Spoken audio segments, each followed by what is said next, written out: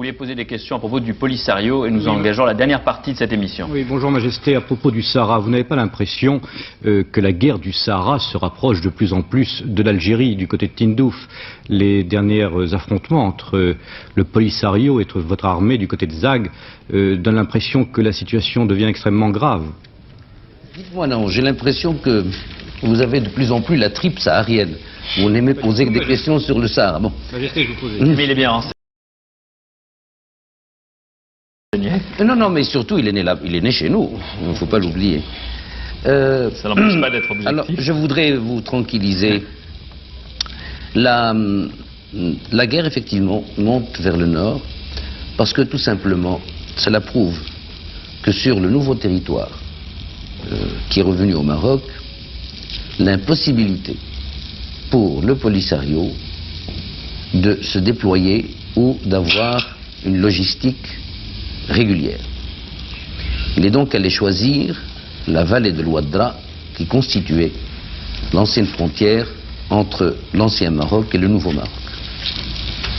Or, qui connaît la vallée de l'Ouadra sait que c'est une vallée de 400 km avec des canyons et des gorges crayeux dans lesquels il y a des cavernes, dans lesquels il y a beaucoup de grottes et quelquefois infranchissable parce qu'il faut faire 20 km pour pouvoir trouver un passage pour les véhicules. Il est certain que nous n'avions pas fait attention de ce côté-là, car nous pensions que jamais les Algériens, je dis bien, n'auraient encouragé ou supporté le Polisario à l'intérieur de frontières qu'elle-même a reconnues. Bon, la surprise a été quelque peu désagréable pour nous, mais de vastes opérations de nettoyage sont en cours. Et je tiens ici à mettre au point une chose, c'est que les dernières dépêches de l'AFP qui ont émané d'Alger et qui étaient signées par un Algérien, du reste l'humanité a fait la bêtise de reproduire la dépêche avec la signature de l'Algérien correspondant de l'AFP, donne 2000 hommes tués au Maroc et vraiment il faudrait une bombe atomique pour pouvoir tuer 2000 hommes d'un seul coup. Et d'après les calculs, s'il y a 2000 hommes morts, ça veut dire qu'il y en a 14 000 de blessés, puisqu'il faut 7 blessés à 6 blessés pour un mort. Je puis vous dire une chose, c'est que moi je fais de l'information. Les subversifs font de la propagande. Il est plus facile de faire de la propagande que de l'information. Majesté, comment vous jugez le président Chadli par rapport au président Boumediene? Alors je tiens à mettre les choses au point d'abord. Je puis vous dire officiellement, et je le dis péniblement, mais officiellement, que nous avons perdu 82 hommes, pas plus. Pas plus de 82 hommes. Mais Majesté, qui contrôle la région militairement à l'heure actuelle, du côté de Zag? Vous ou le Polisario? Eh bien, si vous voulez venir vous y promener, c'est moi qui vous conduirai, c'est pas le Polisario. C'est un engagement qu'il prend assez vite. Eh bien, il est d'accord. Eh bien, avec. Majesté, est-ce que vous pensez que vous allez vers des négociations avec les Algériens, avec le Polisario? Comment sortir de ce qui est de plus en plus une guerre qui coûte des vies, qui coûte de l'argent à vous, au peuple marocain? Comment en sortir? Ben, il n'y a pas 50 000 façons de sortir d'une guerre, il n'y en a qu'une, c'est d'essayer de la gagner. Vous me direz que c'est une affaire qui ne peut pas se terminer par une victoire de l'un ou la défaite de l'autre. Je vous le concède parce que c'est une drôle de guerre, car l'adversaire véritable n'est pas celui que nous combattons. L'adversaire véritable n'est pas le président Chadli ou l'ANP. Ce sont des moyens logistiques qui sont mis à disposition du Polisario. Ce ne sont pas les dollars de Kadhafi qui apportent l'armement quand on veut et comme on veut. Nous sommes en train de nous battre pour défendre une fenêtre africaine et pour défendre une région d'une certaine idéologie.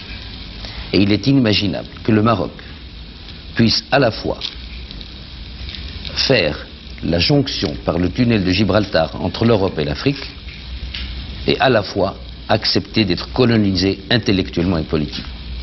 Nous pouvons être le carrefour, nous ne pouvons être le trait d'union entre l'Orient, l'Occident, le Nord et le Sud que si nous restons marocains, authentiquement marocains, c'est-à-dire libres et aimant vivre en liberté.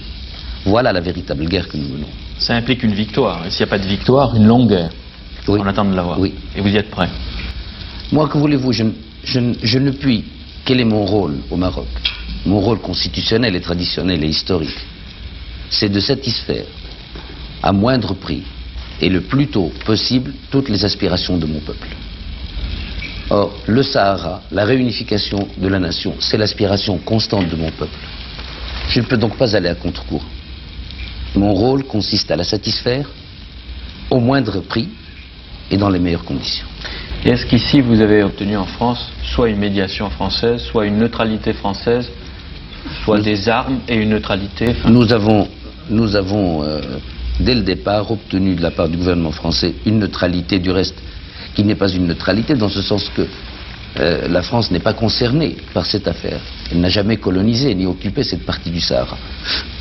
C'est l'Espagne par contre qui est responsable en grande partie de tout le sang qui coule actuellement. Quant aux armes, nous ne sommes pas les seuls à acheter des armes à la France, et la France n'est pas la seule à nous en vendre. Il n'y a aucun procès à faire à des amis qui vendent à tout le monde ce qu'ils peuvent acquérir. Vous voyez beaucoup, Majesté, sur le plan du Proche-Orient, des Palestiniens et même des responsables de l'OLP. Est-ce que vous pensez qu'ils sont prêts à faire le geste, ou un geste, comme celui de l'arrêt de leur but de guerre et de la reconnaissance de l'État d'Israël? Vous savez, ils n'ont... alors là, je tiens à être très précis à ce point de vue-là. Et je vous dirais que l'OLP d'aujourd'hui n'est pas l'OLP de Choukairi. Oui, mais pourtant il y a eu un attentat encore hier. Mais ça, il y en aura tant que l'affaire ne sera pas réglée. Il ne faut pas penser... D'abord, il n'y a pas de trêve entre les Palestiniens et Israël. Les Palestiniens sont disposés à reconnaître Israël si le monde les reconnaît. Ils disent, nous, c'est notre seul atout. Si on reconnaît, c'est la seule chose que nous pouvons donner, nous ne possédons rien. La seule chose que nous pouvons donner. Et ils savent qu'ils se sont engagés dans un processus de cohabitation constante, globale, dans tout ce que cela consiste, mais à condition qu'on reconnaisse l'OLP. Ils disent, nous reconnaîtrons Israël. Et qui doit faire le premier geste? Je pense que ce serait... Pourquoi perdre son temps entre le premier et le deuxième? Ça pourrait être concomitant. السلام عليكم. لا تنسوا الإعجاب بالفيديو والاشتراك في القناة تشجيعا لنا لنستمر بنشر المزيد إن شاء الله.